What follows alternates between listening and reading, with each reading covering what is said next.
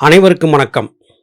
நாம் நந்தியம்பெருமான் பாடியருளிய தூய ஞானப்பாடல்களை பார்த்து கொண்டிருக்கிறோம். ஞானத்தை சொல்லி வரும்போது யோகசாதனம் பழகக்கூடியவர்களுக்கு உடல் ரீதியாக ஏற்படக்கூடிய பற்பல விதமான பிணிகளுக்கான எளிய மூலிகை மருந்துகளையும் நந்தியம்பெருமான் சொல்லி வருவது சிறப்பானது.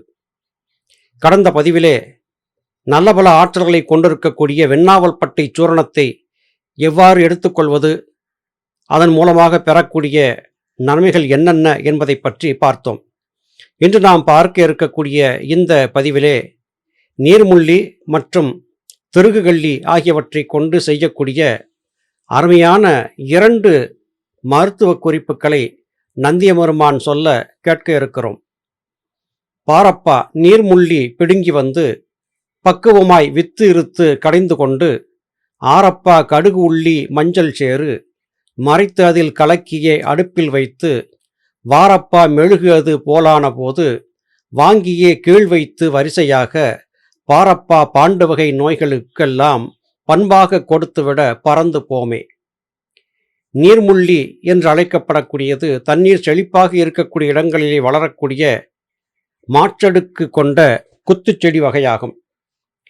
இங்கே இந்த படக்காட்சியிலேயும் இங்கு நீர்முள்ளியை பார்க்கலாம். கிராமங்களிலே பெரும்பாலும் இதை எல்லோரும் அறிந்திருப்பார்கள். இந்த நீர்முள்ளியை பிடுங்கி கொண்டு வர வேண்டும். அதனுடைய விதைகளை எடுத்து இடித்து தூளாக்கி வைத்து கொள்ள வேண்டும். நீர்முள்ளி விதை மிகுந்த மருத்துவ குணம் கொண்டது. அதனோடு கூட கடுகு, வெங்காயம், மஞ்சள் ஆகியவற்றை சேர்த்து சம அளவு எல்லாமே அடுப்பிலே ஒரு மண்பாண்டத்தை வைத்து அதிலே தண்ணீர் தேவையான அளவு விட்டு, இந்த கடுகு, சிறிய வெங்காயம், மஞ்சள் ஆகியவற்றோடு நீர்முள்ளி விதையையும் போட்டு சிறுதீயாக எரித்து வர வேண்டும். இந்த மாதிரியான மருந்துகளை தயாரிக்கும் போது ஒரு மரத்து விறகை மாத்திரமே பயன்படுத்த வேண்டும். பற்பல விதமான விறகுகளை பயன்படுத்தக்கூடாது.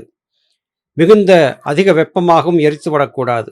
சிறுதீயாக எரித்து கலக்கி கொண்டே இருக்க வேண்டும். அப்படி கலக்கி வரும்போது இவையெல்லாம் ஒன்றாக சேர்ந்து ஒரு மெழுகு போன்ற பதத்திற்கு மாறியிருக்கும். அந்த பதம் வந்த பிறகு உடனடியாக அடுப்பிலிருந்து பாத்திரத்தை கீழே இறக்கி வைத்து கொண்டு விட வேண்டும். இல்லாவிட்டால் மருந்து கருகி கெட்டு போய்விடும். வேகமாக நெருப்பு எரித்தாலும் கருகிவிடும் அபாயம் இருக்கிறது. அருகிலேயே இருந்து மிகவும் எச்சரிக்கையாக கவனமாக கிளறி வர வேண்டும்.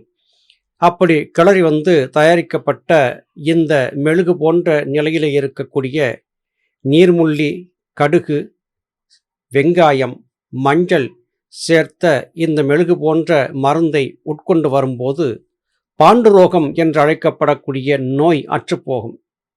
இந்த பாண்டுரோகம் என்றால் என்ன என்றால், தோலின் நிறம் மாறி வெளுத்து போயிருப்பது.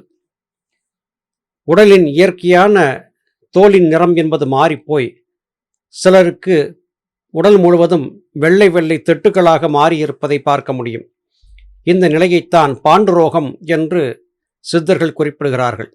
இந்த பாண்டுரோகம் என்பது தீர்ந்துவிடும். எதற்காக இதற்கு பாண்டுரோகம் என்கிற பெயர் வந்ததென்றால், முதலாக இந்த நோய் என்பது பஞ்சபாண்டவர்களின் தந்தையாக இருந்த பாண்டு மகாராஜாவுக்குத்தான் ஏற்பட்டது.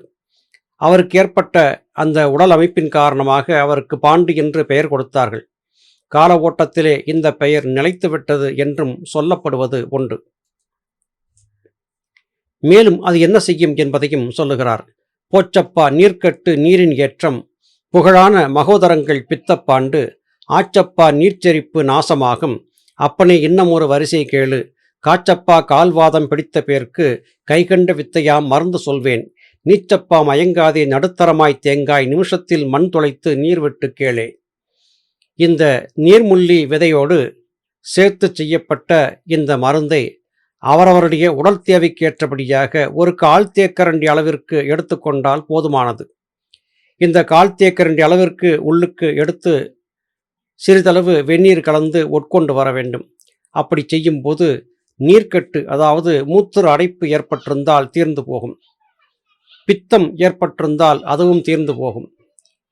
சரியான மூத்திரப்போக்கு இல்லாமல் ஏற்படக்கூடிய பாதிப்புகளுக்கு இந்த நீர்முள்ளியினுடைய இந்த மருந்து நல்ல ஒரு பலனை கொடுக்கும். பொதுவாக இந்த மருத்துவத்தை கிராமப்பகுதி மக்கள் இன்றளவும் செய்து பயன்படுத்தி வருகிறார்கள் என்பது குறிப்பிடத்தக்கது.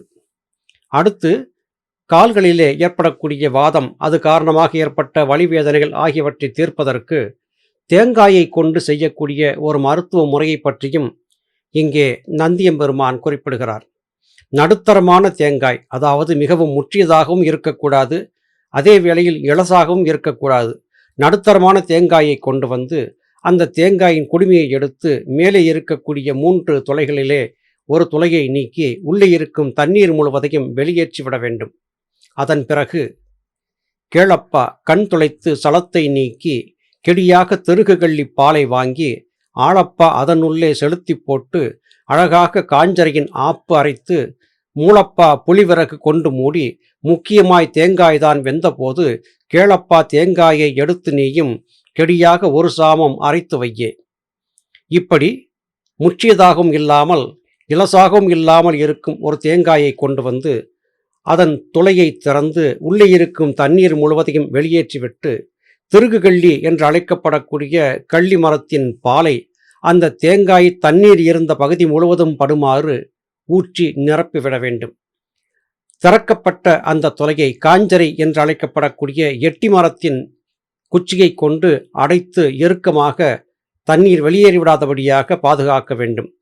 இப்படி அந்த ஓட்டையை, அதாவது தண்ணீர் திறந்த அந்த துளையை காஞ்சரை மரத்தின் எட்டி மரத்தின் குச்சியை கொண்டு அடைத்து ஒரு ஆப்பு போல செய்து அடைத்து அதை புளியம்பிறகு கொண்டு மூடி புடமிட வேண்டும். அப்படி வைத்து புளிவிறகு கொண்டு மூடி புடமிட்டு அது எரித்து வரும்போது அதிலிருந்து வெளிப்பட்டு வரக்கூடிய நல்ல பல ஆற்றல்களை பெறுவதற்காக தேங்காயை உடைத்து உள்ளே திருகுகள்ளி பாலும் தேங்காயும் இணைந்து ஒரு குளகுளப்பான ஒரு நிலையிலே மாறி இருக்கும். இதை எடுத்து குளியம்மி என்று அழைக்கப்படக்கூடிய கல்வத்திலே இட்டு நன்றாக ஒரு ஜாமம் வரையிலும், அதாவது 2.5 மணி நேரம் வரையிலும் கைவிடாமல் அரைத்து அதை பக்குவப்படுத்தி சரியான கண்ணாடி பாத்திரத்திலே பத்திரப்படுத்தி கொள்ள வேண்டும். வைத்து நீ குழம்பு தன்னை அறையின் கீழே மைந்தனே பூசிடுவாய் காலை தன்னில் அத்துமே அந்திக்கு வெந்நீர் விட்டால் அப்பனே அரைவாதம் கால்வாதம் போகும்.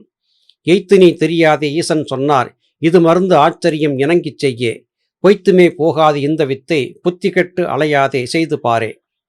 இந்த குழம்பை, அதாவது தேங்காய் மற்றும் தெருகுகள்ளிப்பால் சேர்த்து உருவாக்கப்பட்ட இந்த குழம்பு போன்ற களிம்பு போன்ற மருந்தை கண்ணாடி புட்டியிலே பத்திரமாக வைத்து கொண்டு தேவைக்கேற்ப காலை மாலை வேளைகளிலே அரை, அதாவது தொடை இடுக்குகளிலிருந்து கால் வரையிலும் இந்த மருந்தை தடவி வைத்து அதன் பிறகு மாலை வேளையிலே வெந்நீர் கொண்டு குளிக்க வேண்டும்.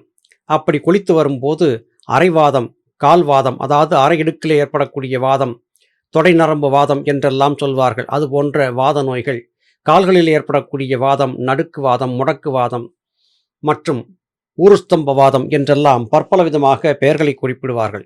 இப்படிப்பட்ட வாதங்கள் எல்லாம் மேலுக்கு பூசக்கூடிய இந்த மருந்தினாலேயே தீர்ந்து போகும் என்று குறிப்பிடுகிறார். இது பொய்யாக போகாது, இந்த மருந்தை செய்து பார், நீ ஆச்சரியப்படுவாய் என்றும் குறிப்பிடுகிறார். நம்பிக்கையோடு செய்து பார்த்தவருக்கு நிச்சயமாக கால்களில் ஏற்படக்கூடிய வாத வலி ஆகியவை தீரும் என்பது உறுதிபட நந்தியம்பெருமானால் இங்கே சொல்லப்படுகிறது. அருமை சகோதர சகோதரிகளே, இங்கே நந்தியம்பெருமான் சொல்லியிருக்கக்கூடிய இந்த 2 மருந்துகளுமே மிகவும் எளிமையானவை, பயன்படுத்தத்தக்கவை. செய்து பார்த்து நம்முடைய அனுபவங்களை மற்றவருக்கும் பகிர்ந்து கொள்வது நலம் பயக்கும். நல்லது சகோதர சகோதரிகளே, மீண்டும் அடுத்த பதிவிலே உங்களை சந்திக்கிறேன். அதுவரையிலும் நன்றி, வணக்கம்.